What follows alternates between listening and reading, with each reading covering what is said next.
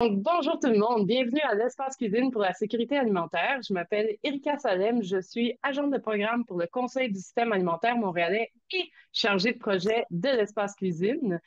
Aujourd'hui, on va se parler des outils pour rendre les interventions en alimentation plus équitables. On a travaillé sur ce webinaire en collaboration avec le REFIPS. En fait, c'est le REFIPS qui nous a approchés pour nous proposer d'organiser ce webinaire. C'est avec plaisir qu'on va de l'avant aujourd'hui.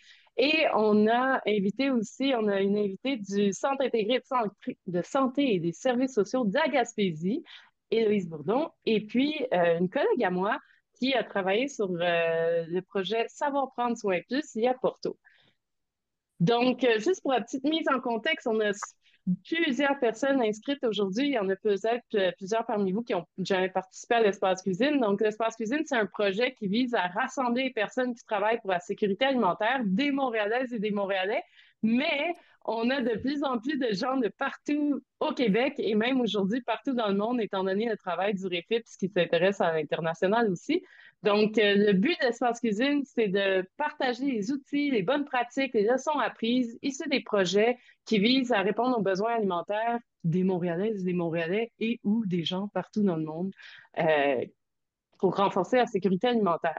Donc, le but, c'est vraiment de renforcer, c'est favoriser un partage de la compréhension des enjeux en sécurité alimentaire, mettre de l'avant des approches porteuses qui sont mises à Montréal et ailleurs, mises en œuvre à Montréal et ailleurs. On veut renforcer la coopération entre les acteurs et actrices. Et puis, on veut harmoniser le travail pour la construction des systèmes alimentaires locaux.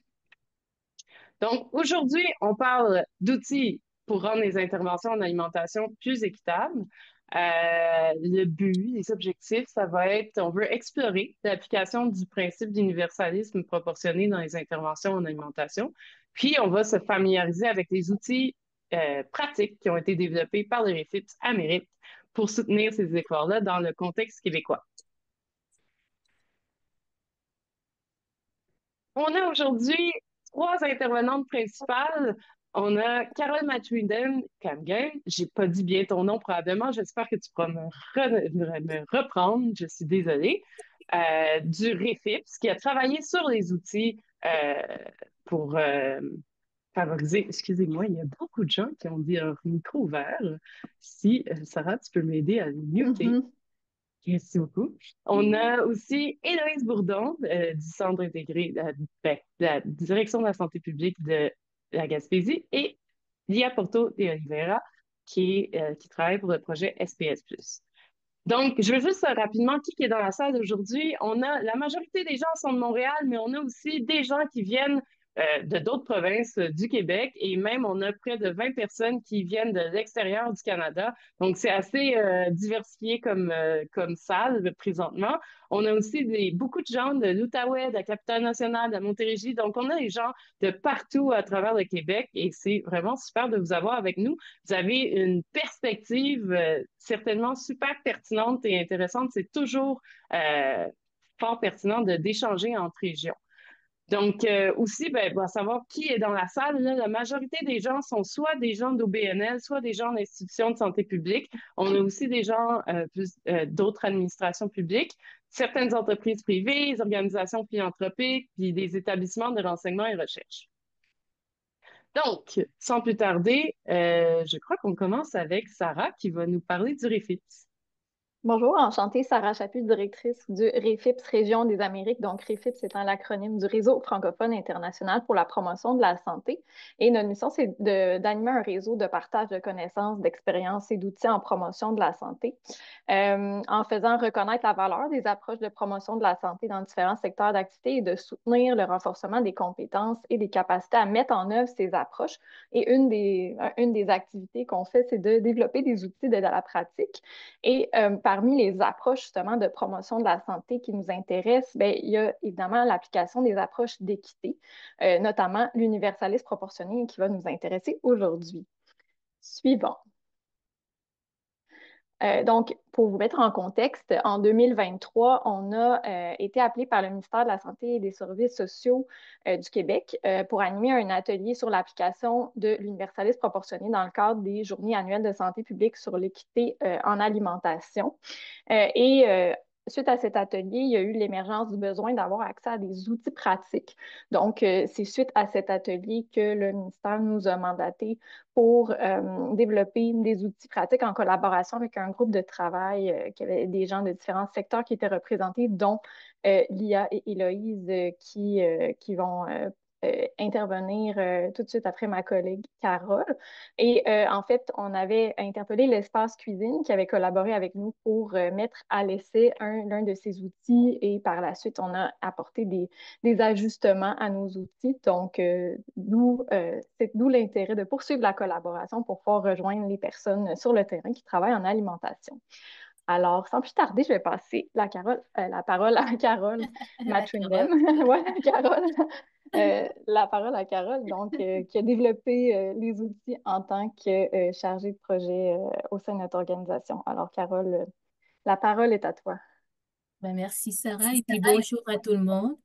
Là, je vais vous présenter de façon assez synthétique quand même les deux outils qui ont été développés. Donc, on va débuter par le premier. Dans le fond, le premier, c'est, comme le titre l'indique, c'est d'appliquer une démarche qui tend vers le principe d'universalisme proportionné dans les interventions en alimentation. Donc, le titre, on l'a. Suivant. C'était ça l'objectif. Et puis le public cible de cet outil, c'est vraiment toute personne qui est impliquée dans la planification, la mise en œuvre, pardon, ou l'évaluation d'une intervention en alimentation. Donc, ça peut être aussi bien un projet d'offre de collation dans des écoles ou un projet qui vise à structurer le port vers des zones en fait, le transport vers des zones de distribution alimentaire. Donc, ça peut vraiment être différents types de projets en alimentation et les personnes peuvent être aussi bien issues de la santé publique que des organismes communautaires, etc. Donc, l'outil en question, ce tout premier outil, il est structuré en 3 mini-ateliers qui sont faits de sections séparées. On l'a fait ainsi pour qu'ils puissent s'adapter à la réalité de travail, des rencontres de travail des partenaires. Donc, l'idée est de pouvoir comme faire une session en fonction du temps que l'on a. Il y a des durées recommandées. Donc, si on a assez de temps, on peut faire 2 ateliers ou un seul atelier ou une seule session ou passer carrément à travers tout l'outil. Donc, c'est vraiment structuré pour avoir une démarche progressive au sein de l'outil. Et l'outil vient également accompagner déjà de gabarits en fonction des différents ateliers. Il y a des gabarits qui sont pré-remplis que vous pouvez comme modifier en fonction de vos intérêts ou les utiliser tels quels. Et ça vient également avec un PowerPoint qui est pour vous aider, pour faciliter les présentations. Donc, c'est un PowerPoint qui vous permet de pouvoir utiliser l'outil lors des rencontres en ligne. Donc, suivant.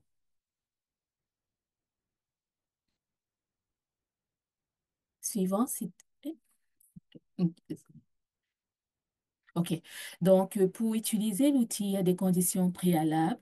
Donc, ce que l'on recommande vraiment aux personnes, de prendre le temps de regarder ces conditions préalables, c'est en fait des liens vers des ressources qui ont été développées par soit des partenaires, soit des collègues.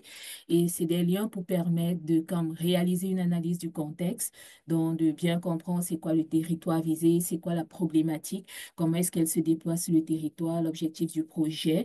Donc, vous avez des liens qui, à chacun de ces points, vous, en fait, vous amènent vers des ressources comme par exemple l'outil réflexif, donc qui vous donne des outils pour pouvoir mieux justement réaliser ces conditions, comme par exemple identifier les groupes qui sont considérés comme désavantagés. On a un fascicule du ministère et d'autres outils qui vous sont proposés. Donc, les conditions préalables, j'insiste, c'est vraiment pour mieux utiliser l'outil, pour optimiser son utilisation, pardon. Ce serait intéressant de vraiment prendre la peine de parcourir ces conditions préalables et les ressources qui vous sont proposées. Suivant. En gros, on va rentrer dans l'outil, dans l'atelier 1, qui est structuré en concepts clés. Donc là, il s'agissait vraiment de revenir sur le principe de l'universalisme proportionné en tant que tel, en définissant les concepts clés, et puis on vous a proposé des exemples pratiques. Dans les concepts clés qui ont été définis, c'est vraiment des concepts comme par exemple les cas de santé, donc de revenir sur c'est quoi les cas de santé, qui est la différence entre les personnes les plus ou moins en santé, de revenir sur le gradient social de santé, sur c'est quoi les déterminants de la santé. Donc, on a toutes ces définitions avec des figures. Vous les retrouvez également dans le PowerPoint de présentation, comme je disais tantôt. Donc là, par exemple, c'est par rapport aux déterminants de la santé. Donc, on a par exemple cette pyramide qui permet de comprendre l'impact en fait populationnel de nos interventions selon les déterminants qui sont touchés par l'intervention. Donc, plus on est au niveau structurel, plus on a un fort impact sur les populations.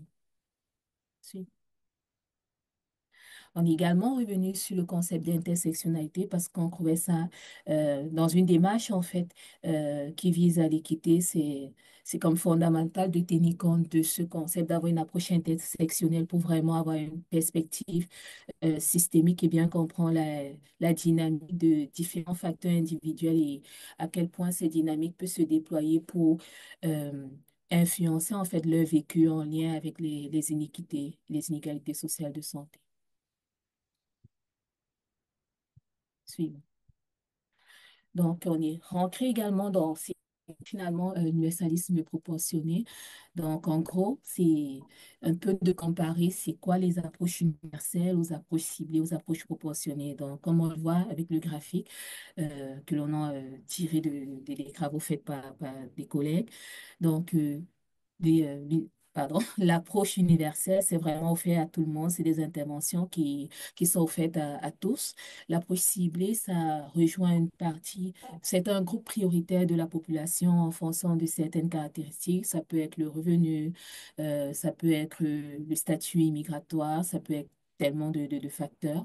Et maintenant, dans l'approche proportionnelle, ce que l'on essaye de faire, bah, c'est de rejoindre tout le monde, tout l'universalisme, mais en tenant compte des besoins spécifiques de certains groupes de population, dont le proportionnalisme. Suivant. Alors, pourquoi est-ce qu'on veut pousser ce principe dans nos interventions en alimentation? Mais c'est parce qu'il y a des limites avec les deux précédentes approches.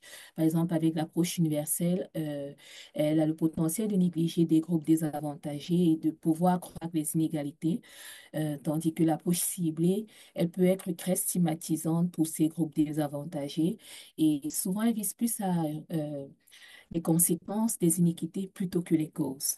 Et ça peut également, comme ne pas rejoindre les personnes qui ne répondent pas spécifiquement aux critères des groupes ciblés, mais qui vivent la problématique de la même façon. Donc, avec le principe d'universalisme proportionné, on a pour ambition de réduire en fait les inégalités sociales de santé et d'accroître le soutien selon les besoins spécifiques de certains groupes de population et également d'agir sur le gradient social de santé.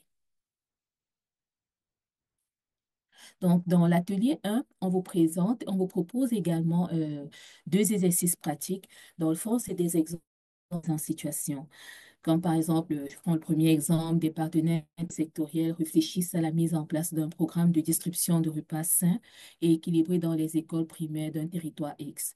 Donc, on vous propose des exemples de mise en situation pour créer la discussion et savoir à quoi est-ce que ça ressemblerait si ce programme adopte une approche universelle versus si le programme adopte une approche ciblée versus si ça adopte une approche proportionnée et de réfléchir à quel effet pourrait avoir chacune de ces approches sur la réduction en fait des inégalités sociales de santé.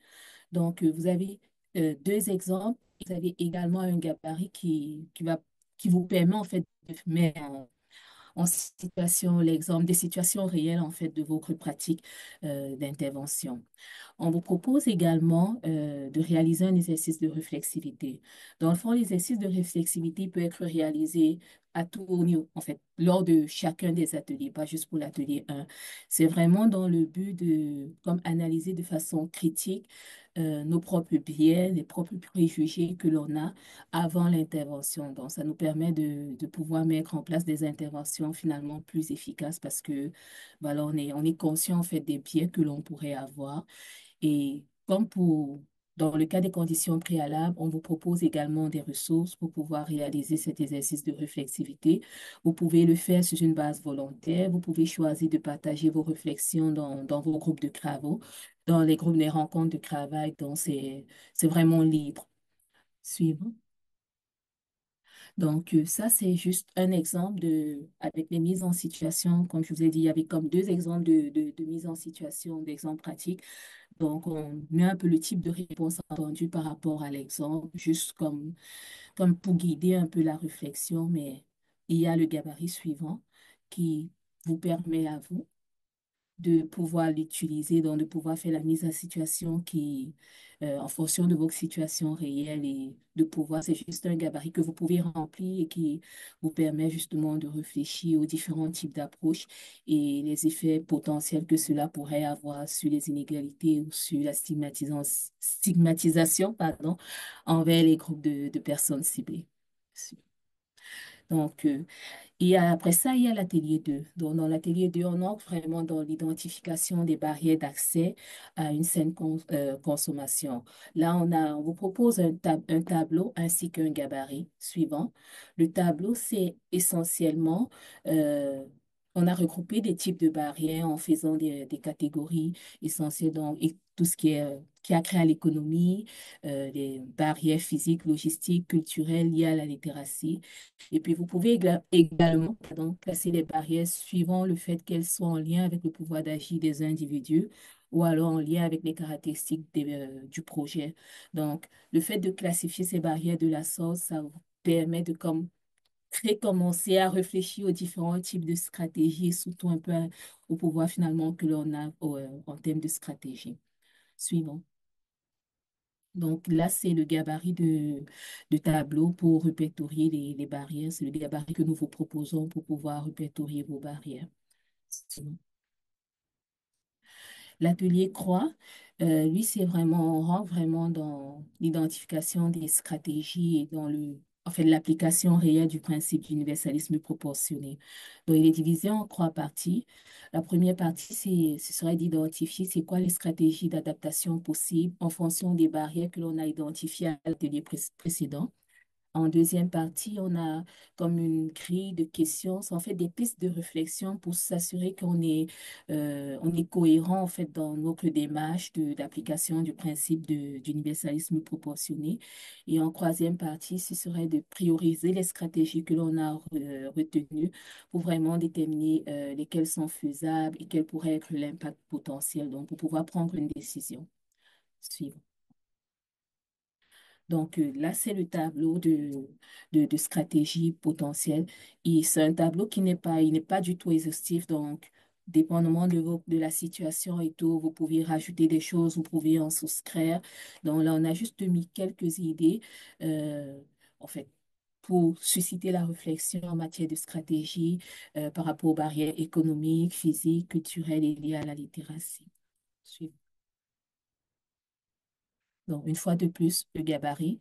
Donc, on est vraiment ici de mettre des gabarits en miroir avec chaque rue. C'est bon, suivant.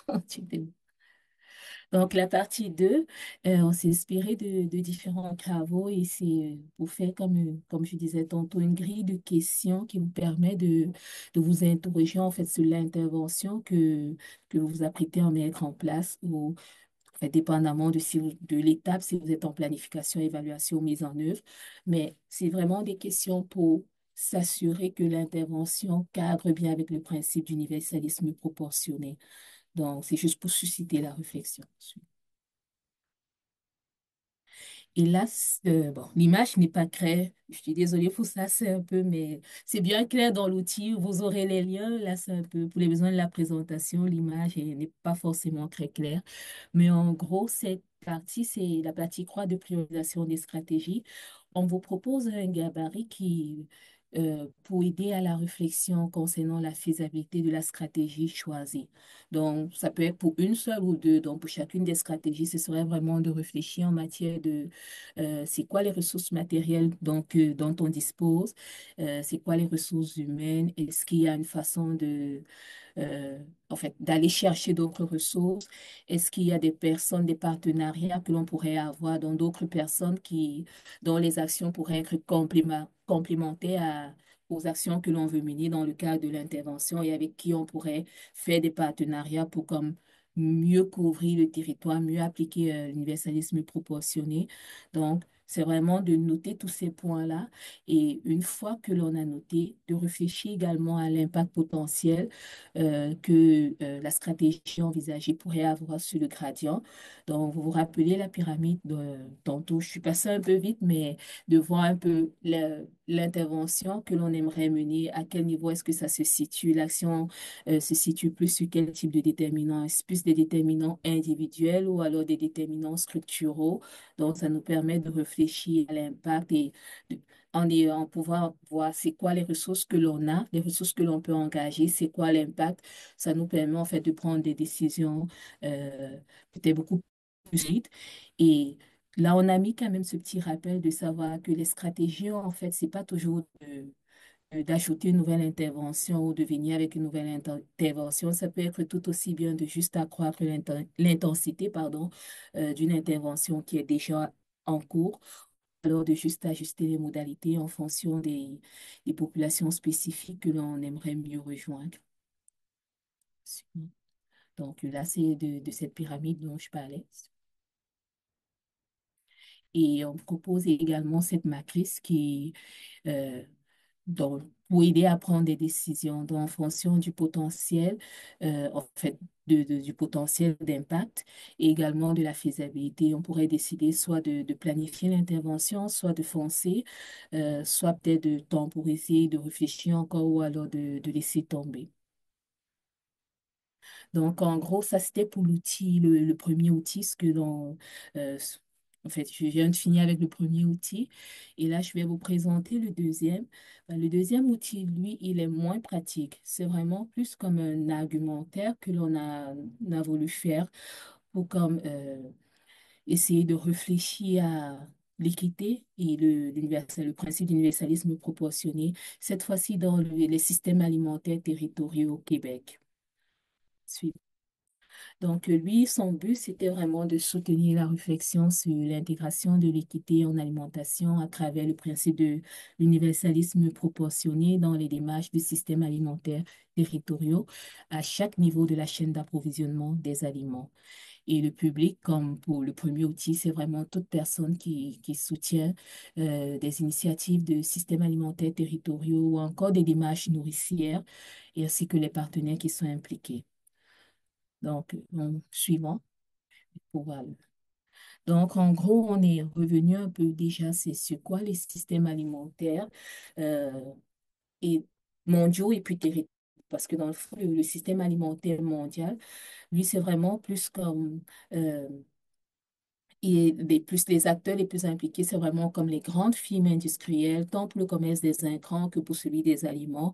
Et il fait l'objet de plusieurs critiques, notamment la compétition avec l'agriculture paysanne, la dégradation de l'environnement, les problèmes de santé et de nutrition, parce que souvent les aliments sont ultra transformés, donc il y a plein de problématiques. Et c'est dans ce contexte que les systèmes alimentaires territoriaux se sont voulus en fait une alternative émergente comme une réponse en fait pour renforcer l'équité au sein des systèmes alimentaires mondialisés. Donc, le SAT, en fait, est déjà une réponse, une réponse en fait pour mettre en place l'équité.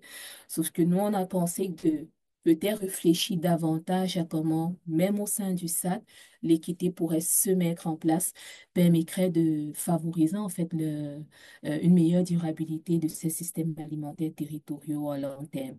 Donc, par exemple, dans un circuit court de proximité qui mettrait en relation des petits producteurs avec des groupes désavantageux dans un territoire X, il semble important, en fait, il est important de s'assurer que les personnes consommatrices puissent bénéficier d'un accès amélioré à des aliments frais et de qualité, sans que cela ne nuise pourtant à la situation des petits producteurs.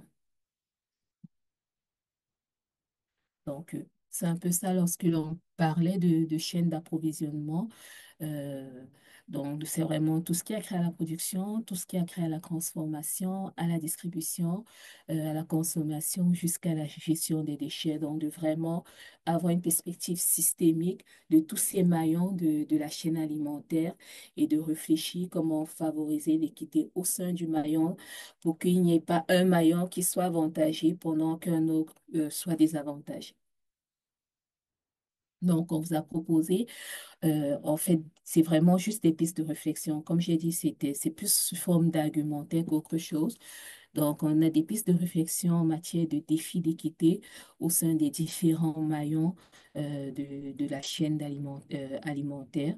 Donc, vous avez par exemple, en ce qui a trait à la production, par exemple, l'accès limité aux terres arables dans certaines régions. Ça peut être, par exemple, le manque de capitaux pour moderniser les installations pour ce qui a trait à la consommation, à la transformation. Donc, ou encore une faible sensibilisation à la durabilité pour ce qui a trait à la gestion des déchets. Donc, il y a différents défis. Une fois de plus, c'est pas exhaustif, c'est vraiment juste des pistes de réflexion.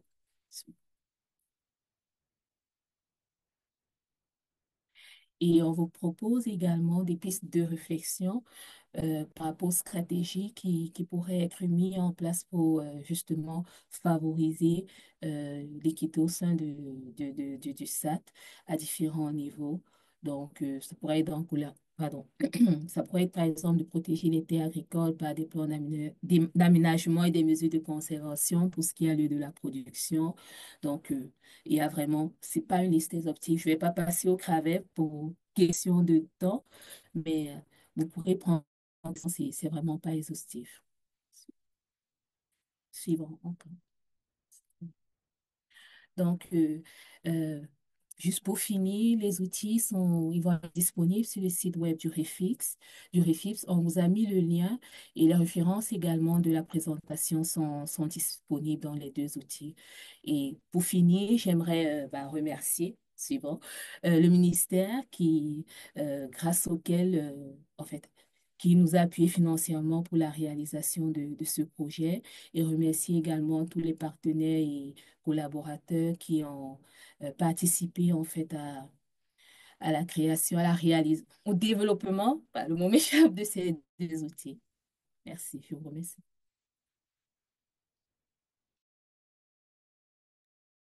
Merci beaucoup, Carole, pour cette présentation. C'est vraiment super. J'ai apprécié particulièrement les deux outils, mais je trouve que le deuxième outil que tu as présenté peut être vraiment pertinent. Ces temps-ci, au Québec, il y a plusieurs territoires qui mènent des démarches de planification pour leur système alimentaire territorialisé. Puis je trouve que souvent, un travail qui est fait dans ces démarches-là, c'est d'essayer de comprendre justement c'est quoi les enjeux qui sont vécus dans notre territoire. Fait que d'avoir la liste de ces enjeux-là préalables, ça nous permet de donner une base de réflexion, puis d'un peu confirmer ou infirmer quels sont les enjeux prioritaires. Donc, avoir déjà des éléments de base pour réfléchir à tout ça, c'est fantastique. Je sais pas s'il y a des gens dans la salle qui avaient des questions brûlantes. Là, pour l'instant, il y a rien de spécial qui se passe dans le chat, à part quelqu'un qui demandait si tous les outils allaient être acheminés. Puis effectivement, c'est le cas. Tous les outils vont être acheminés avec l'enregistrement et la présentation suite au webinaire par courriel à toutes les personnes qui étaient inscrites. Donc, je sais pas si en levant la main, il y a quelqu'un qui aurait une question de clarification ou quelque chose qui voudrait élucider par rapport à ce que Carole a présenté. On a un peu de temps, donc sentez-vous bien à l'aise si vous aimeriez explorer plus en détail quelque chose que vous auriez moins bien compris. Puis, ben, s'il y a personne à qui vient l'idée de ces questions, on va pouvoir, bravo Carole pour cette présentation encore, tu as fait ça 100% dans les temps. On va pouvoir passer à Héloïse Bourdon de la DRSP de Gaspésie et des Îles, chez qui il neige actuellement. Oui, bonjour Erika, merci. Donc, j'ai un peu de pression de faire ça dans les temps, moi aussi. Euh, Bravo Carole, c'est vraiment intéressant. Puis bonjour à tout le monde. Là. Moi, je suis Héloïse, je suis nutritionniste à la direction de santé publique de la Gaspésie des Îles de la Madeleine. Je suis vraiment contente d'être ici aujourd'hui pour avoir l'opportunité de parler avec vous. Là. Euh, d'équité en alimentation, d'universalisme proportionné, puis de ce qu'on vit en région. Merci à l'organisation pour l'invitation. Je peux changer. Donc, quand on a commencé à préparer le webinaire, il m'a été posé une question, à savoir pourquoi l'universalisme proportionné, c'est important pour toi, puis l'équité en alimentation. Donc, je me suis replongée dans ce qui m'a amené ici. Puis, ça se résume ainsi. Donc, je suis arrivée en région il y a près d'une vingtaine d'années. J'ai pratiqué 3 ans en clinique pour développer au bout de quelques temps un certain sentiment d'inefficacité parce que j'avais beau être présente puis donner des recommandations qui m'apparaissaient tout à fait faciles à réaliser, que la clientèle n'y parvenait pas, puis ça allait au-delà de leur compréhension et de leur volonté. Donc, souvent, c'était des enjeux de disponibilité des produits, d'accès dans leur communauté et aussi, là, évidemment, là, d'accès économique. Donc, après quelques temps, je me suis dit, ben, je pense bien que je serais plus utile en santé publique. Donc, j'ai fait le saut vers la santé publique. Puis, bon, évidemment, là, c'est un apprentissage, un nouvel environnement de travail. Donc, à cibler les déterminants structuraux, les déterminants collectifs. Mais là, bon, on vise haut, on met la barre haute. Donc, beaucoup d'actions universelles qui sont en place. Fait qu'évidemment, après les évaluations, puis vérifier la portée des actions qu'on avait mis en route, puis des discussions avec les collègues, les partenaires, ben je me suis vite rendu compte aussi que l'intervention universelle n'était pas nécessairement mieux que ce que je pouvais faire en clinique. Donc, rapidement, l'universalisme proportionné est rentré dans ma pratique, puis m'a amené à avoir là, une planification autrement différente pour les activités en promotion de la saine alimentation.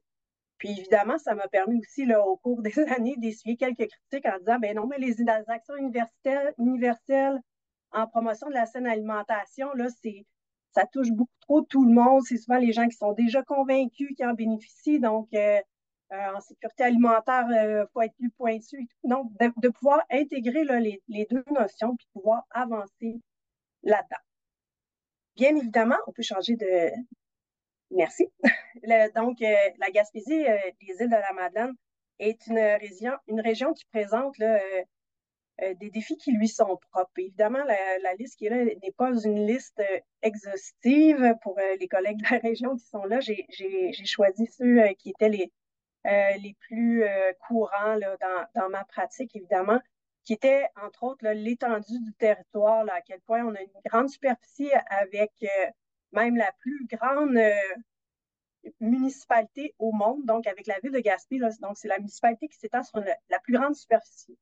C'est juste une image là, pour vous montrer à quel point que ça a un impact ensuite sur la densité démographique parce que bon, toute notre population est située dans des petits villages tout autour de la péninsule, euh, sans compter en plus l'insularité là, des îles de la Madeleine où la population est reliée seulement par terre ou par mer, donc ce qui évidemment la met là, vulnérable face à toutes les intempéries.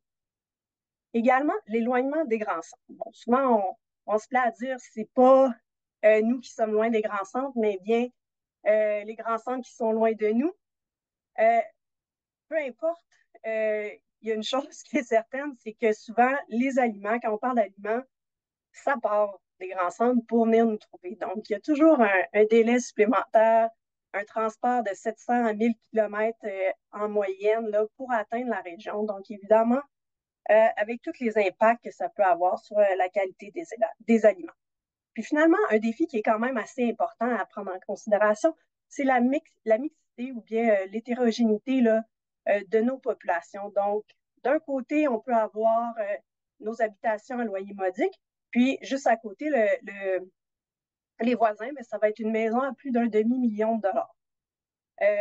Dans une classe où est-ce qu'on a 7 élèves, parce que c'est chose courante, ben les 7 peuvent avoir des caractéristiques fort différentes qui pourraient nous pousser à aller vers des interventions individuelles, mais faut pas oublier, en santé publique, on peut pas aller comme ça, sinon on va s'épuiser, puis il faut travailler sur les déterminants collectifs, les déterminants structuraux, peu importe le nombre de personnes là, qui sont devant nous. Donc, évidemment, on peut changer. L'universalisme proportionné devient très important là, pour éviter les stigmas, puis éviter de s'épuiser là, dans des interventions individuelles. Quand on connaît trop bien les gens, ça pourrait être facile, mais c'est ça. Il faut prendre un pas de recul et organiser autrement la planification. Donc, au fil des années, ben, on a eu des belles initiatives là, qui ont eu été des réussites. Puis évidemment, c'est pas une liste exhaustive, encore une fois, mais c'était des exemples qui montrent bien quand on applique ce principe-là, qu'on peut aller chercher une plus grande adhésion là, de la population. Donc, pour ce qui est des jardins, on a eu beaucoup de jardins communautaires, collectifs, dans les écoles. Au départ, on les avait mis, bon, on se disait, on va les positionner de façon centrale, avec les écoles aussi. On s'est rendu compte, bon, l'été, c'est fermé, position centrale, mais oui, mais nos populations prioritaires, les gens qui ont un intérêt ou qui sont ciblés, mais ils habitent reculés dans les rangs plus loin. Donc, on a délocaliser les jardins, ce qui a fait augmenter, oui, le nombre de jardins, mais par contre aussi augmenter la participation. On a aussi eu des initiatives là, où est-ce que c'était des maraîchers expérimentés qui allaient cultiver des parcelles dans les territoires éloignés à même notre territoire. Donc ça a été une super belle réussite. Ça fait plus de 10 ans, 15 ans que ça roule, puis c'est toujours en progression et avec des gens qui sont quand même là depuis longtemps. Pour ce qui est des collations dans les écoles, bon, évidemment, on a plusieurs écoles qui ont le club des petits déjeuners. Au départ, on offrait une collation peut-être à tout le monde, oui, donc une intervention universelle, mais certaines écoles ont opté pour une tarification sociale avec le club des petits déjeuners. Donc, les parents qui pouvaient se le permettre contribuaient monétairement. Ce qui a eu pour impact d'augmenter la qualité et la quantité là, des aliments qui pouvaient être donnés aux élèves. Donc, vraiment une intervention où est-ce que le concept d'universalisme proportionné a soutenu. On a aussi les mobilisations. Les mobilisations, on peut le voir, bon, c'est une condition gagnante là, à l'intervention, mais dans notre cas, étant donné le tissu social qui est très fort en Gaspésie, c'est parmi nos caractéristiques, le fait de baser nos interventions avec une mobilisation forte, ça vient donner un impact exponentiel sur l'intervention. On a Nourrir notre monde là, qui a développé en fait là, son expertise là-dessus, puis qui a en fait une force là, pour l'amélioration des systèmes alimentaires territoriaux dans notre région. Puis finalement, ben, les ateliers CUNAP, qui sont souvent en provenance là, d'organismes nationaux, comme on était éloigné, c'était pas toujours facile de pouvoir réagir rapidement, la manque de disponibilité ou autre. Donc, de pouvoir régionaliser les différents ateliers qu'on a eu la chance de travailler avec, ça a vraiment aidé à pouvoir répandre puis faire rayonner ces ateliers-là, si bien que, encore là, les modèles qu'on a développés permettent la poursuite de ces activités-là dans notre région. On peut changer de diapo. Donc, évidemment, c'est le fun. Il y a des choses qui marchent très bien, mais par ailleurs, il y a certaines initiatives qui se présentent un petit peu plus comme des casse-têtes. Donc, les marchés publics, les épiceries solidaires ou encore les coupons nourriciers dans les formats qu'on connaît actuellement, s'appliquent pas vraiment en formule mur à mur là, dans notre région. Donc, trouver l'endroit idéal, avoir une diversité suffisante de produits, ne pas générer de compétition avec les marchés de proximité essentiels qui arrivent déjà, ben, en fait, qui ont déjà de la difficulté à arriver à cause des petits volumes, à cause, entre autres, là, de la mixité, voyons, de l'éloignement là, sur le territoire ou de la densité démographique. bien évidemment, c'est des exemples fréquents de barrières là, qu'on rencontre qui sont difficiles à surmonter. Maintenant, comment on fait? On peut changer de diapo. Donc, si on prend l'exemple des épiceries solidaires avec les outils d'universalisme proportionné que Carole vient de nous présenter, évidemment, d'identifier nos propres biais va venir nous aider à pouvoir trouver des solutions, identifier les barrières d'accès. Est-ce que c'est vraiment les barrières d'accès telles que perçues par les populations ciblées? Est-ce que ça reflète leurs habitudes d'achat ou non? Et donc, de pouvoir se pencher et de faire cette analyse-là avec les partenaires, avec les populations, évidemment que ça va nous aider à cheminer. On est encore, oui, c'est ça, à identifier les mesures adaptatives, mais ce qui m'amène aussi la question à savoir, bien, est-ce que c'est possible d'envisager qu'une action qui est porteuse dans un territoire ou dans une autre région, là, que c'est l'action All-Star des autres régions, ne puisse pas être aussi porteuse dans notre région, puis d'avoir comme la capacité de faire ce pas de recul-là dans notre analyse. Donc, on en est à se poser ces questions-là. On peut changer de diapo. Donc, en conclusion, rêve ou possibilité, évidemment, la poursuite de l'équité en alimentation est possible en région. L'universalisme proportionné et les outils qui sont présentés sont d'une grande aide. Puis évidemment, pour y parvenir, là, il est primordial là, de travailler évidemment avec les populations prioritaires tout au long du processus, de documenter les particularités des populations desservies, s'inspirer des réalisations des autres régions, puis de consulter l'ensemble des outils portant sur l'équité en alimentation qui sont à notre disposition. Évidemment, vous aurez la liste avec l'envoi après le webinaire, mais évidemment, c'est des éléments clés, oui, en région, mais je pense aussi sur l'ensemble des territoires. Donc, je vous remercie, puis je laisse la parole à Lia qui pourra nous parler de son expérience. Avant, Lia, avant de te donner la parole, je voulais juste bravo. Merci, Héloïse, pour cette présentation tout à fait dans les temps. J'ai juste une question de compréhension. Puis, s'il y avait des gens dans la salle qui en avaient aussi, je vous invite à lever la main si vous en avez ou écrire dans le chat. Tu as parlé des jardins dans les écoles sur lesquels vous avez travaillé sur l'accès physique, géographique. Tu as eu l'exemple des collations où est-ce qu'il y avait un travail sur l'accès économique avec la tarification sociale. Tu as parlé des ateliers culinaires, puis où est-ce que vous travaillez plus sur le volet des barrières sur la littératie alimentaire. Puis là, j'ai pas réussi à saisir bien c'était quoi la barrière, puis comment ça a été travaillé du côté de nourrir notre monde. C'est toute la mobilisation territoriale pour votre planification, justement, de SAT, là. C'est quoi la barrière qui a été travaillée, puis comment elle a été travaillée? Ben, en fait, c'est pas tant une barrière, mais c'était d'utiliser une de nos forces. Donc, j'ai inversé un peu. C'est que en Gaspésie, aux îles de la Madeleine, le tissu social est vraiment une de nos forces. C'est ce qui caractérise notre population. Donc, beaucoup d'entraide, beaucoup d'échanges.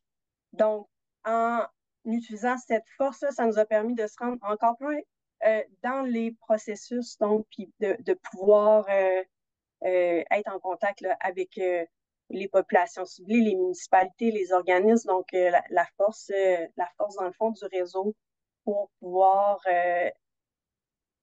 aller au-dessus des barrières, des autres barrières. Donc, c'est plus comme un gain multiplié. Je trouve ça super intéressant parce qu'on parle beaucoup des barrières, mais en fait, on peut s'intéresser aussi justement à ces forces-là qu'on peut retrouver dans les sous-groupes qu'on veut, avec qui on veut travailler. Donc, il n'y a pas juste des points négatifs, on peut essayer de voir c'est quoi les forces, puis comment activer ces forces-là. Donc, c'est vraiment super intéressant. Merci beaucoup, Héloïse. Je vois toujours pas de main levée ou de questions dans le chat. On va donc pouvoir passer à l'IA et ta présentation. La voici. Bonjour, c'est un plaisir d'être ici avec vous. Merci pour l'organisation, Ika. Merci pour la présentation, Carole et Louise. Euh, je vais vous présenter un survol de ce projet Savoir prendre soin plus. qui c'est un projet de recherche-action pour développer des initiatives plus équitables et plus inclusives en alimentation et en activité physique pour que vous puissiez voir un peu notre schéma où on commence avec une initiative plus ciblée pour aller dans un long terme, dans une initiative plutôt de l'universalisme proportionné. Donc, ce projet, il est porté par Montréal Métropole en Santé. Oui, non, c'est bon si c'est correct. C'est porté par Montréal Métropole en Santé. C'est une table de concertation qui travaille avec deux réseaux, le Conseil sain, au travail ERICA et Montréal physiquement actif. Donc, ce projet, en fait, il est un projet transversal qui travaille avec ces deux réseaux et il est né à partir d'une problématique qui a été identifiée dans ces deux réseaux, qui est la suivante.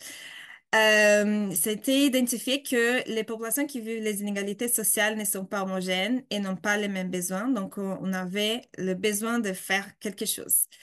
Et si on considère par exemple l'insécurité alimentaire, on sait qu'il y a environ 16% de la population qui souffre de l'insécurité alimentaire, mais il y a des populations qui sont plus affectées comme les familles monoparentales de sexe féminin, les populations racialisées, populations ayant une limitation fonctionnelle ou celles qui s'identifient comme population LGBTQIA+.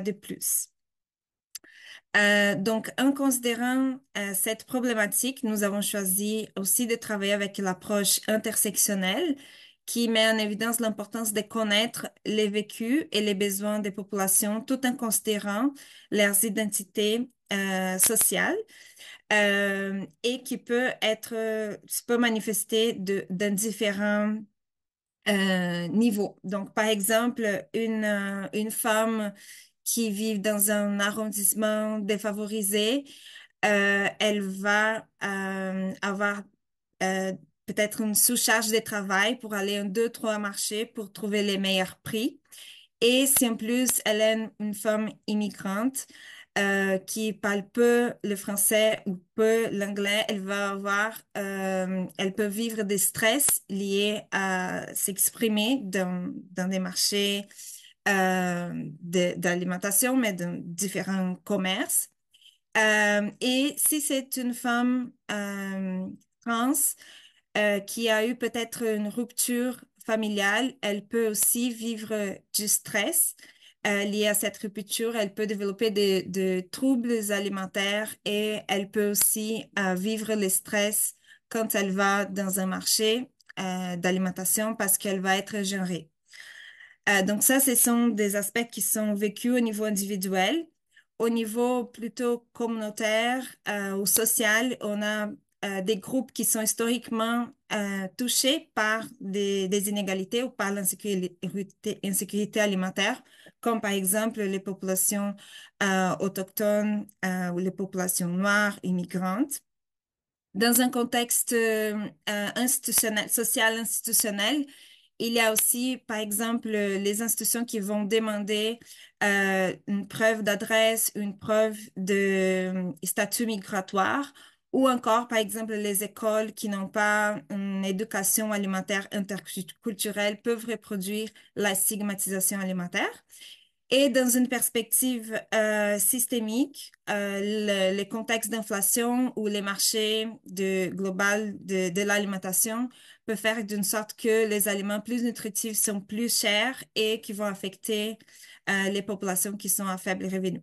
Donc, il y a plusieurs niveaux qui influencent le vécu des personnes tout en considérant leurs facteurs d'identité et tout en considérant ces différentes échelles. Donc, à partir de ça, nous sommes allés connaître les vécus des personnes. On a commencé par ciblant deux populations cibles, les familles immigrantes et racisées avec enfants résidant dans les arrondissements défavorisés de Montréal et les personnes s'identifiant comme LGBTQIA+.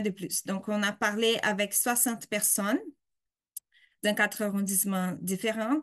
On a fait 3 rencontres avec 12 groupes de discussion séparés par identité de genre et population cible.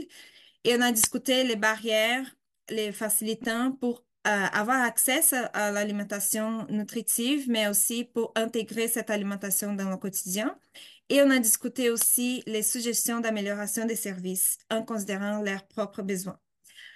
En parallèle, on avait tout un travail aussi avec des organisations. On a travaillé, on travaille avec un comité avisaire formé par 15 personnes des organisations communautaires, gouvernementales, académiques qui accompagnent l'évolution de ces projets.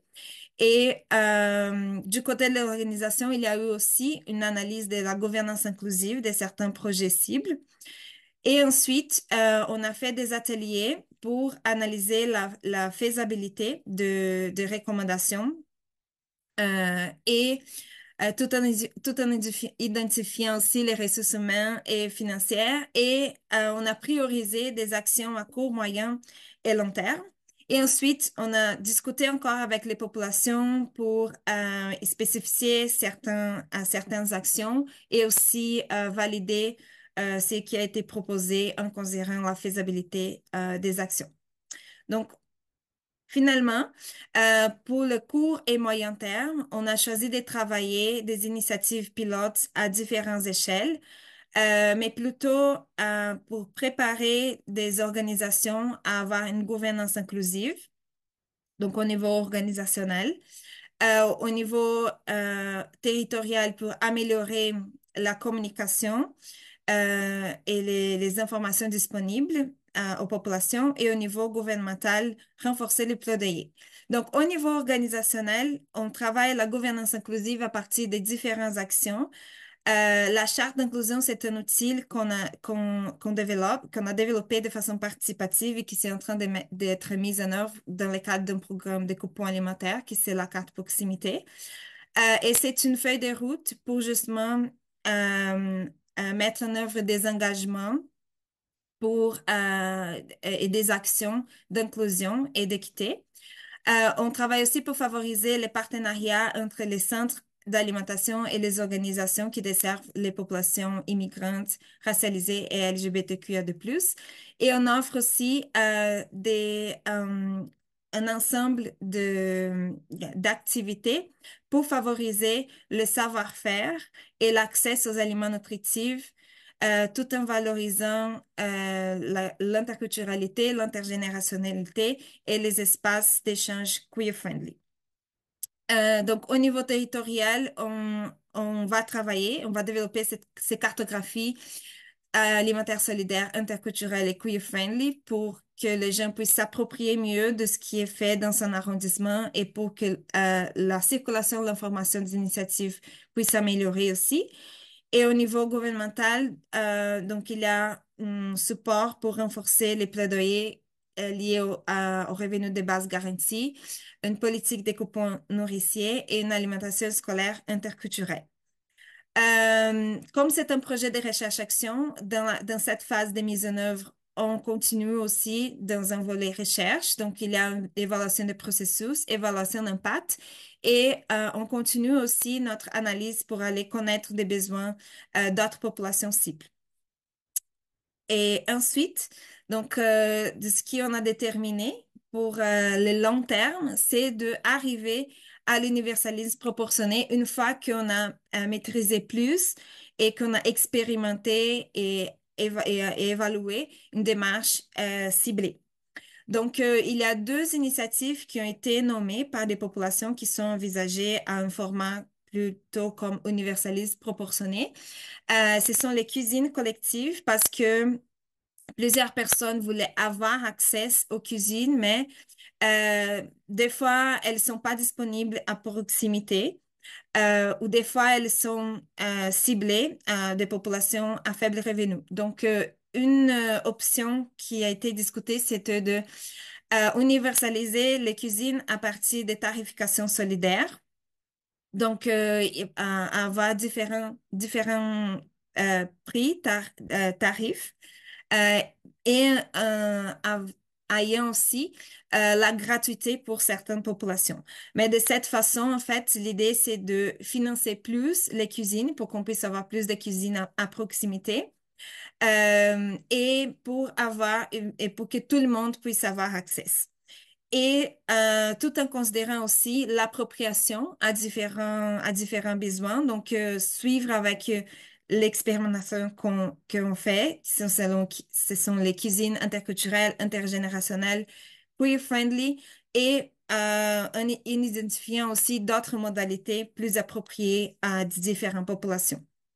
Une deuxième intervention qui a été nommée, ce sont les coupons alimentaires, donc l'universalisation des coupons alimentaires. Donc, on travaille plus avec la carte proximité, qui c'est un coupon qui connecte, qui lie les producteurs, les productrices aux personnes qui sont à faible revenu, mais elle est encore ciblée aux populations à faible revenu. Donc, l'idée de universaliser, c'était de créer des modalités de cartes cadeaux ou des cartes points. Comme ça, tout le monde pouvait avoir accès à la carte, mais quand ces personnes arrivent au marché, on ne sait pas identifier qui a la carte proximité parce qu'elle a une subvention ou qui a la carte proximité parce que c'est une carte cadeau, une carte point. Donc, elle serait moins stigmatisée. Donc, ça, c'est l'aspect universel. Et on suivrait aussi à travailler des appropriations, comme améliorer l'offre des aliments culturellement appropriés, offrir la livraison pour permettre plus d'accessibilité aux populations aînées et aux populations à mobilité réduite. Améliorer l'accessibilité physique aussi en s'assurant que toujours il y a une accessibilité pour les personnes à mobilité réduite, mais diversifier aussi les horaires, donc offrir des horaires au soir aussi parce qu'ils sont surtout offerts les matins et l'après-midi, mais pour les gens qui travaillent matin et après-midi, avoir une possibilité d'aller dans le marché au soir. Et penser à aussi de créer des marchés mobiles pour que les marchés puissent être plus à proximité des résidences des personnes. Donc ça, c'était deux exemples d'initiatives qui ont été discutées dans un format plutôt universaliste proportionné et qu'on a identifié de mettre ça à long terme. Et si vous voulez savoir plus sur les résultats de notre recherche, elles sont disponibles dans notre site web et notre plan d'action est aussi disponible dans les sites web.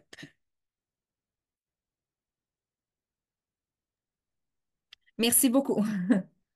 Merci beaucoup, Lia. Je ne sais pas s'il y a des gens dans la salle qui ont des questions pour Lia. J'ai mis les liens, c'est écrit en très gros. J'ai mis les liens vers les différentes ressources. Lia, moi, j'ai une question en attendant que des gens lèvent la main ou écrivent dans le chat. Premièrement, la charte d'inclusion sur laquelle vous avez travaillé, est-ce que c'est disponible à quelque part des exemples de ce qui a été fait en termes de charte d'inclusion pour que s'il y avait des organisations qui étaient intéressées à travailler dans ce sens-là, puis commencer à développer ce genre de charte-là, est-ce que vous avez de la documentation disponible pour donner des exemples de qu'est-ce qu'il y a dans une charte? Oui, pour le moment, elle est plutôt disponible aux organismes communautaires et au marché solidaire qui travaillent sur la charte d'inclusion. Mais notre idée, c'est de, bien sûr, que ça puisse être répliqué à d'autres projets, mais tout en considérant que la charte, elle a été conçue à partir d'une analyse de ces projets spécifiques et elle a été conçue aussi avec la participation de personnes qui sont plus connectées au marché ou, aux organismes communautaires. Mais il y a dans cette charte, on a développé la vision, des principes et les engagements. Et il y a des engagements qui sont plutôt pour favoriser l'accessibilité, donc l'aspect de bienveillance, d'accueil des gens qui travaillent soit dans les organismes qui distribuent la carte ou dans les marchés. Mais il y a aussi des perspectives, par exemple, de améliorer l'offre des aliments culturellement appropriés, qui c'est une démarche plus structurelle. Et aussi de, par exemple, améliorer l'accessibilité, comme je mentionnais, d'horaires ou la livraison. Donc, tout ça, ce sont des démarches plus structurelles. Donc, on combine en fait des actions plutôt individuelles que chaque personne, comme soit un agent communautaire ou soit une personne qui travaille dans les marchés, un vendeur ou vendeuse des marchés, puisse adopter au niveau individuel. Mais il y a des perspectives aussi de développer des changements plus structurels qui va au-delà des initiatives individuelles. Et il y a toutes des considérations dans les principes et engagements en fait pour favoriser la valorisation des différentes cultures alimentaires, de célébrer les différentes cultures alimentaires et aussi d'être plus à l'écoute pour identifier les différents besoins des populations. Donc, c'est une charte pour sensibiliser les gens à comment être plus accueillants, plus à l'écoute des populations, mais aussi une charte qui nous guide à aller vers des transformations plus structurelles qu'on sait que ça va bien au-delà des bonnes volontés individuelles. S'il y avait des gens qui étaient intéressés par cette charte, est-ce qu'il y a quoi que ce soit dans SPS Plus qui donne des outils dans ce sens-là ou j'étais curieuse Dans de le savoir futur, si ça... dans le futur, OK, on va la voir. Pour le OK, moment, parfait. c'est plutôt pour une appropriation des gens qui utilisent. Et parce que c'est ça, il faut, si les gens veulent reproduire, il faut avoir toute une analyse et une appropriation. Donc, mais dans le Fantastique. futur, oui. Ça s'en vient. J'aime ça. OK, parfait. Merci beaucoup, Lia, pour cette super présentation. C'est vraiment impressionnant tout ce que vous faites dans votre projet. J'ai toujours pas personne qui pose ni des questions dans le chat, ni de main levée. Donc, si vous n'êtes pas prêt à poser des questions, je vais vous en poser moi-même. Donc, je ne sais pas si vous voyez bien mon écran qui a changé. Est-ce que vous voyez le Slido qui vient d'apparaître à l'écran? Oui? OK, fantastique. Donc, j'ai une question pour vous. En fait, j'en ai trois questions. Étant donné que vous n'avez pas de questions, je vais vous en poser, nous allons vous en poser nous-mêmes. Premièrement, on voulait savoir, là, avec Sarah, où est-ce que vous vous situez par rapport à l'universalisme proportionné? Est-ce que c'est la première fois que vous en entendez parler? Est-ce que vous êtes en train de réfléchir pour éventuellement mettre en place dans votre milieu des projets qui sont basés sur l'universalisme proportionné? Ou est-ce que vous êtes déjà en train de travailler très bien sur l'universalisme proportionné et vous sentez quand même déjà très bien outillé dans ce sens-là? Fantastique, j'ai des réponses qui rentrent, donc tranquillement, on voit que il y a quand même pas mal de gens qui sont en train de réfléchir, donc j'ose croire que l'outil arrive à point. Ah, on a Magdouda dans le chat. Merci Magdouda de répondre dans le chat, j'aime ça. C'est tout à fait correct de répondre à ces questions aussi si vous n'êtes pas capable de rejoindre le Slido.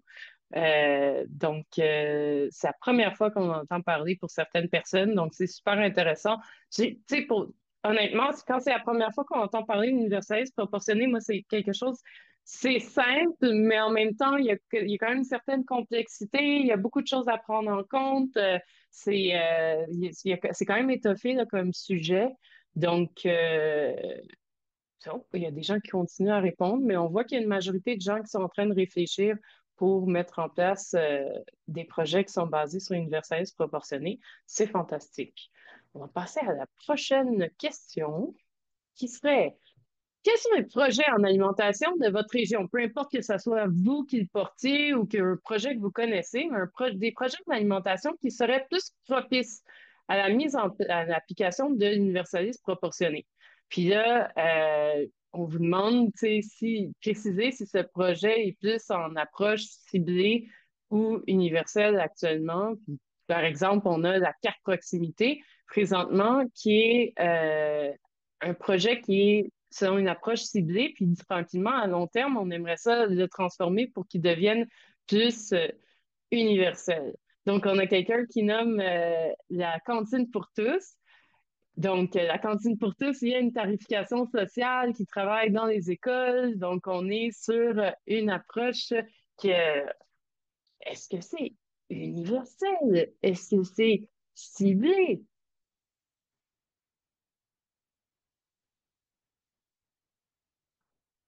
Jardin solidaire, écolation. Je serais curieuse de savoir si les projets que vous nommez sont plus des projets qui sont dans une approche ciblée. On a l'épicerie Trois Paniers à Montréal, qui est une épicerie avec trois prix différents. Oh oui, j'aime ça. Michel, Sandifort à la main levée, je vous donne la parole sans plus tarder. Oui, j'avais une petite question. Je suis une de les jeunes. C'est la première fois qu'on parle de l'universalisme proportionné. Fait que j'étais curieuse dans le contexte, un peu l'équilibre entre l'approche universelle et ciblée. Par exemple, dans une banque alimentaire, c'est l'approche plus universelle. On le voit que des fois, il y a des abus. C'est difficile ben, comme on a tout expliqué. Mais après ça, d'aller venir chercher, par exemple, des preuves de revenus pour une approche plus ciblée, c'est stigmatisant, c'est beaucoup de barrières. Disons une approche universelle, peut-être, où il y aurait comme une tarification. Est-ce qu'il faut quand même... J'essaie d'envisager ça et je me vois quand même à être obligée de demander une preuve de revenus pour un peu classer les personnes. Est-ce qu'il y a des façons alternatives de ça? Ouais, je sais pas si c'est clair comme question. Intéressant. Donc, vous sentez le besoin quand même de demander aux gens si ils ont des besoins. Probablement, on peut penser à des besoins plus économiques, des personnes qui sont en situation plus difficile économiquement, donc de prioriser ces gens-là. Ouais, c'est ça. Tu sais, nous, on a quand même, puis on est un projet collectif et participatif. Alors, on a beaucoup de membres que, c'est le sujet de, de questionnement sur le besoin de différentes personnes et une liste d'attente qui est quand même longue, euh, nous force à des fois de voir ou considérer des options un petit peu plus restrictives. Euh, mais même si on prenait une approche plus proportionnée, j'ai de la misère à envisager pas être obligé de demander des justificatifs. Ouais. Une excellente question. C'est sûr que dans certains types de projets, on dirait que c'est intrinsèque. Tu sais, on est dans de l'aide alimentaire, donc c'est dans la nature du projet. C'est difficile. Après, on peut pas de baser sur le don. Est-ce qu'on peut vraiment se faire l'universalisme proportionné en ayant une approche sur le don? Tu sais, ça devient plus complexe. Je sais pas si Sarah, tu as la main levée. Est-ce que tu veux tenter une réponse?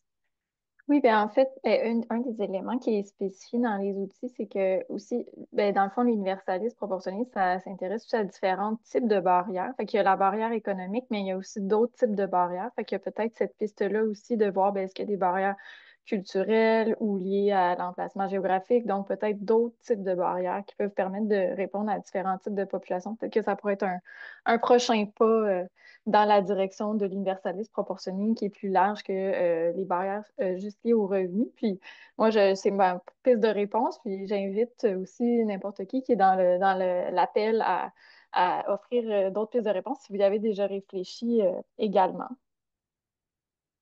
Excellente réponse. Donc, on n'a pas juste les barrières économiques qui sont à explorer, mais aussi d'autres barrières qu'on peut essayer de réduire, notamment par, ça peut être de la livraison. Merci beaucoup. Excellent. Donc, on a eu plein de réponses dans le slido. On va continuer avec la troisième question. Quelles sont les stratégies d'adaptation mises en place dans votre projet pour surmonter les barrières d'accès pour les groupes désavantagés? Donc, on peut montrer à quel groupe désavantagé on s'adresse, puis est-ce qu'il y a une initiative qui a été mise en place pour surmonter des barrières, qu'elles soient physiques, géographiques, qu'elles soient basées sur la littératie. On serait curieuse de savoir. Ouais, toujours l'exemple de tarification sociale qui revient. Et pendant ce que vous répondez, il y a des personnes qui répondent présentement. On a quelqu'un on a Shiraz qui demande, ma question est liée à la notion proportionnée. À quoi est corrélée cette proportion? Et donc, Sarah qui répond aux besoins des divers groupes de la population. Donc, on l'a vu, il y avait un super, je trouve que comment dire, dans la présentation de Carole, il y avait un graphique très simple avec les trois types d'approches, donc universelle, universel, hybride puis proportionné, puis on voyait très bien la différence entre les trois. Je crois qu'il faudra ressortir ce graphique pour le réexplorer, pour bien comprendre là, qu'est-ce qu'on entend par proportionné, mais dans le fond, proportionné. OK, il y a quelqu'un qui ajoute, je partage ta question. Comment faire de l'universalisme proportionné en segmentant la population pour pouvoir adapter nos modalités et intensité sans stigmatiser? Là, ça s'en vient des bonnes questions. Je ne sais pas s'il y a Héloïse, Liard, Carole, Sarah qui aimeraient répondre à cette question. Ouais, je peux me permettre une partie de réponse qui était aussi dans la présentation. Quand on travaille déjà avec même les populations, tu sais, qu'on connaît les grands pans, là, tu sais, globalement, là, en théorie et en santé publique. Donc, mais quand on travaille avec eux, c'est une mine d'informations là, pour pouvoir adapter nos interventions. Ils vont le nommer, tu sais, puis ça peut être des groupes très hétéroclites quand même. Puis chacun va amener leur façon d'adapter en fonction de leur réalité ou de leur groupe. Donc, est-ce que c'est en mobilisant les participants à des projets, puis en leur posant des questions à ces personnes-là qu'on va chercher nos meilleures réponses finalement? Donc, on n'est pas d'emblée, on n'est pas obligé de tenter de déterminer c'est quoi les étiquettes des personnes qui sont visées par notre projet, mais plus simplement, et c'est pas si simple que ça, mais mobiliser les les principales bénéficiaires de notre projet pour les amener à nous donner ces réponses-là. Donc, Charlotte continue. Merci. Par exemple, dans un projet en alimentation, dans un établissement scolaire, on peut faire des ateliers pour voir des représentations et les freins pour faire des catégories après. 100%. Mais c'est ça. Les catégorisations peuvent être déterminées une fois qu'on a fait l'exercice avec les personnes bénéficiaires du projet. Ben, on va pouvoir mieux comprendre ces segmentations-là ou les inventer nous-mêmes là, sur mesure, les segmentations à partir d'informations récoltées. Ouais, je vais pas dire inventer de même, mais les déterminer selon l'information récoltée. Donc, on a plusieurs réponses qui arrivent. C'est super intéressant dans le Slido. Puis on va pouvoir extraire tout ça, là, puis l'intégrer dans la présentation. Toutes vos réponses vont enrichir le document de présentation puis la fiche qu'on va produire après le webinaire. Donc, on a des gens qui mettent des présences de traducteurs pour aller chercher des personnes qui sont plus, qui parlent d'autres langues que le français. Offre de recettes avec des dessins et codes de couleurs associés aux mesures. Je serais curieuse de savoir si est-ce qu'on parle de populations peut-être plus jeunes ou des populations qui ont plus d'analphabétisme. Ça, c'est intéressant. On a des jardins où est-ce qu'il y a un accompagnement adapté dans les jardins HLM, parfois moins pour les jardins communautaires. Donc, il y a des accompagnements qui est offert dans certains jardins. À Sherbrooke, il y a de la tarification sociale avec des trajets spécifiques pour les ressources alimentaires. Ah mon Dieu, c'est fantastique, communautaire et solidaire. Donc, on s'attaque à la barrière des transports. Je serais tellement curieuse d'en savoir davantage. Est-ce que c'est la municipalité de Sherbrooke qui met ça en place? Il faudra investiguer ce projet qui est super intéressant pour travailler sur les barrières liées au transport. Il y a de l'implication bénévole qui est faite, camions de livraison de petits marchés pour aller dans les quartiers défavorisés, des points de chute multipliés, de la livraison à RPA par des organismes communautaires, la carte proximité. Donc, il y a une multitude d'approches qui sont intégrées dans un même projet pour aller rejoindre différents sous-groupes désavantagés. Puis l'enjeu du transport et de l'entreposage est souvent nommé. L'entreposage, est-ce qu'on parle d'entreposage? C'est des personnes bénéficiaires qui seraient en chambre puis qui n'auraient peut-être pas accès à des moyens de réfrigération ou je suis curieuse de mieux comprendre qu'est-ce qu'on veut dire par entreposage pour renforcer ouais, l'entreposage pour les organismes. Mais est-ce que ça travaille au niveau euh, de l'approche universelle ou ciblée? On parle souvent plus des bénéficiaires quand on s'intéresse à comment renforcer notre approche en universalisme proportionné. Donc, la situation des organisations est peut-être moins directement en lien avec ce qu'on essaye de faire. Je sais pas. Après, je pose des questions, je n'ai pas toutes les réponses. Mais tout ceci est super riche. C'est à ce moment-ci que, oh, on a encore quelqu'un qui est en train d'écrire. Je continue à prendre toutes les réponses. Je sais pas s'il y a des gens dans la salle. Je vais arrêter mon partage d'écran. Et puis, c'est à ce moment-ci, à 14h46, que je vous demande, est-ce qu'il y a des choses qui sont encore à clarifier ou des éléments qu'on aimerait euh, aborder? Est-ce qu'un recueil des retours des bénéficiaires est prévu pour ajuster les stratégies en fonction de leurs expériences? C'est super intéressant. C'est une question que j'avais, en fait, pour vous, parce que je me la suis posée, cette question-là Asma, à savoir, est-ce que, c'est une question que j'avais, là, on peut avoir, tu sais, tous les projets peuvent explorer les particularités des des bénéficiaires, puis ils pourraient avoir comme ce recueil de quelles sont les limites et les barrières vécues par leurs bénéficiaires, puis c'est quoi les approches finalement qui ont été mises en place par le projet pour y faire face. Est-ce que je vais demander simplement à Sarah, est-ce que ce genre de travail-là vous apparaîtrait réaliste, pertinent, intéressant à faire? Eh ben, c'est pas encore prévu pour l'instant, mais c'est clair que c'est une belle idée. C'est super intéressant. Puis d'ailleurs, il y avait aussi une question, je pense, d'Asma juste avant par rapport aux indicateurs pour mesurer les impacts des interventions en universalisme proportionné. Puis je souligne qu'il y a un outil qui est en cours de développement par la chaire Cassis pour justement aborder ce volet-là. Donc, je pense que si vous avez des idées justement pour des prochaines étapes, évidemment, c'est les bienvenus, puis on va les prendre en considération là, pour voir s'il ne pourrait pas y avoir des suites à apporter. Euh, oui, pour ajouter aussi par rapport au projet Savoir prendre soin plus, c'est pas encore l'universalisme proportionné, mais on prévoit de faire l'évaluation des processus justement pour savoir comment c'est l'expérience des populations dans la participation des interventions ciblées. Euh, et comme indicateur aussi, on va travailler avec des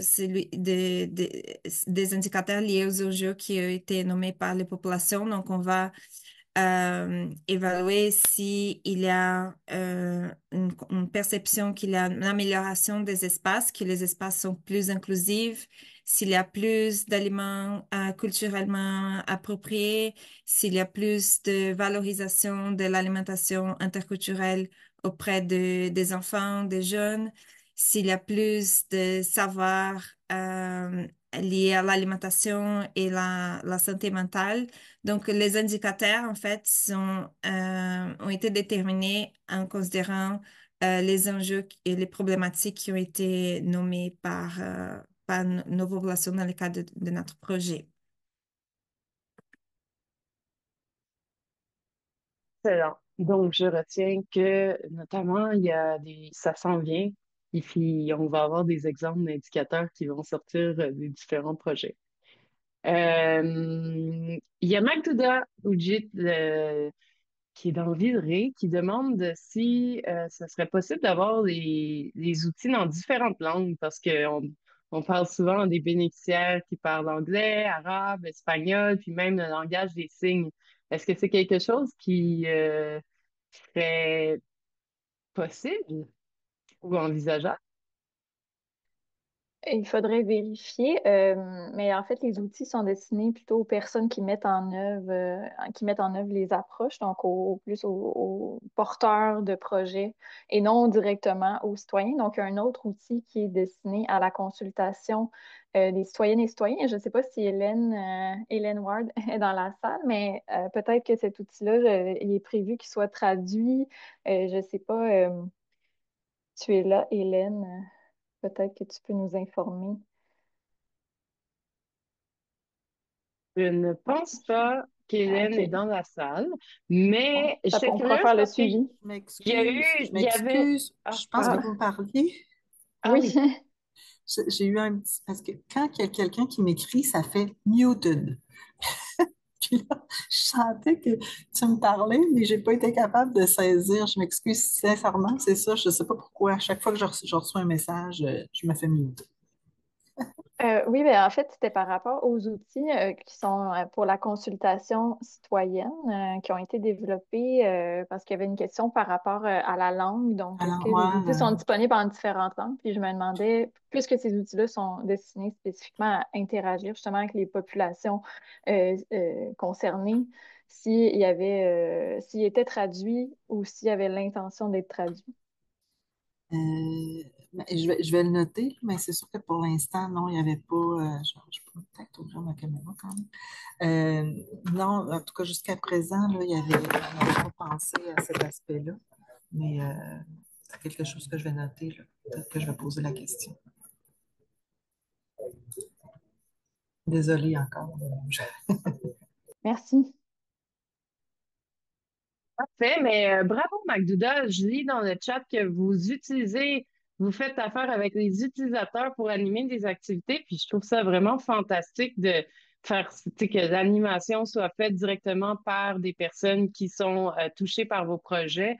Donc, je comprends la pertinence là, de travailler dans différentes langues. C'est vraiment un bon point. Bravo pour vos pratiques. Est-ce qu'il y a d'autres questions dans la salle ou des éléments que vous aimeriez explorer avant qu'on mette fin à ce webinaire? J'attends, je laisse toujours un moment un peu pour que tout le monde se sente à l'aise de poser des questions. Moi, j'ai toujours l'histoire de la genre de bibliothèque des barrières des différentes populations cibles. J'étais curieuse parce que je trouve il y a comme, c'est possible de faire ça, tu sais, un recueil des populations cibles puis de leurs barrières, mais je trouve que on en parlait un peu avec Sarah, puis il y a comme une limite à ce travail-là, puis c'est super important de le faire dans chaque projet, en fait, de mener ce travail-là. On ne peut pas penser que les limites sont réplicables pour un groupe associé à une étiquette d'un territoire à l'autre. Et donc, ce processus-là doit nécessairement, si on veut véritablement bien le faire, c'est sûr qu'après, on a des ressources limitées souvent pour le faire, fait qu'on va aller vers le plus facile, peut-être en allant chercher les réponses qui ont déjà été collectées par d'autres. Mais je dirais qu'il y a des limites par rapport à ça. Puis je sais pas, Sarah, si tu veux qu'on apporte une réponse complémentaire. Oui, mais ben Carole, est-ce que tu veux y aller? Je te laisse y aller. Ben, en fait, déjà désolée parce que j'ai un petit souci avec Internet, mais oui, je pense que c'est bien pertinent, Erika, de faire ressortir que c'est pas transposable les barrières d'un contexte à l'autre. Ça prend vraiment idéalement de réaliser une consultation citoyenne, de vraiment faire participer les gens. Après, tout ce qui est fait pour nous devrait être fait avec nous. Donc, ça prend vraiment ça parce qu'en fonction du territoire visé et même pour le même groupe de population ciblée, à un moment X, les besoins prioritaires peuvent grandement varier. Donc, ce sera important d'essayer de rejoindre ces populations pour comprendre ce qui est prioritaire pour eux à ce moment-là, en fonction de la problématique d'accès inégal à l'alimentation. Et puis dans les conditions préalables que tu présentais, Carole, il y a un outil qui a été développé par le ministère sur les barrières, des barrières communes d'accès. Donc ça, c'est un outil, une référence qui peut être utile justement sur laquelle se baser pour justement mieux comprendre les barrières, mais ça ne remplace pas la consultation citoyenne. Donc les deux sont utiles. Puis en fait, la consultation citoyenne, la participation, c'est essentiel, là. Et il y a un outil justement pour la consultation citoyenne qui a aussi été développé par le ministère à cet effet-là. Donc, c'est pour ça que nous, notre outil était focalisé sur l'application de l'universalisme proportionné, mais il y a aussi d'autres outils complémentaires qui viennent répondre à d'autres aspects là, de la planification. Fantastique. Ben, il reste 5 minutes. Là. Je vous ai mis dans le chat le lien vers l'évaluation du webinaire. Donc, si vous pouviez prendre 2 minutes pour compléter cette évaluation, ce serait grandement apprécié. Je vous montre mon écran pour une dernière fois, juste pour vous inciter vraiment à évaluer notre webinaire, mais aussi vous dire qu'on anime à travers l'espace cuisine une fois par mois ou 2 mois des webinaires qui sont en lien avec la sécurité alimentaire. Donc, on planifie de travailler sur la végétalisation des menus dans les projets en sécurité alimentaire. Puis, on va avoir une deuxième activité vouée à la démocratie alimentaire, puis les caisses alimentaires communes, des projets qui ont lieu présentement en France.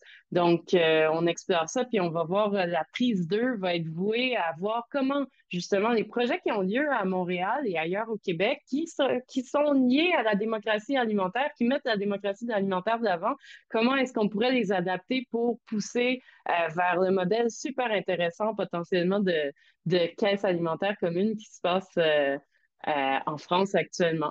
Donc, je tiens à remercier vraiment Sarah Chaput du Refits, Carole Machidem du Refits aussi, Lia Porto qui est venue nous parler, puis Héloïse Bourdon de la Gaspésie. Merci pour votre participation, votre collaboration pour rendre ce webinaire possible. Tous les webinaires d'Espace Cuisine sont développés à partir des suggestions de nos partenaires, des gens qui nous approchent, qui nous disent, ah, j'ai un outil, j'ai une question, j'ai un projet que je veux mettre de l'avant, que j'aimerais travailler avec vous pour qu'on monte un webinaire. Donc, c'est juste comme ça qu'on planifie notre programmation par vos inputs. Donc, c'est à travers notamment l'évaluation que vous pouvez le faire. Sinon, vous allez recevoir le lien si ça vous intéresse de vous inscrire dans le courriel de retour. Vous allez recevoir le lien pour vous inscrire à notre liste d'envoi puis rester connecté avec nous pour les prochaines activités. Donc, merci encore à tout le monde. Je ne sais pas si Sarah, tu voulais prendre un dernier mot de la fin, mais je te laisse la parole. Merci, merci Erika. Ben, merci à toi et à Espace Cuisine d'avoir accepté de vivre l'aventure avec nous, de tester des outils, puis d'organiser cette activité-là ensemble. On espère que vous avez apprécié et que ça vous a donné le goût d'appliquer, de vous intéresser davantage au principe d'universalisme proportionné. Ce sont des approches complexes, donc je pense que c'est tout à fait intéressant qu'on puisse partager davantage d'outils, de stratégies qui sont mises en place à différents endroits. Donc, merci à tous et merci à Hélène qui est avec nous aussi pour son soutien tout au long du projet. Donc, merci. Fantastique. Ben, merci. Bonne journée tout le monde. À la prochaine. Bonne fête. Merci, bonne journée.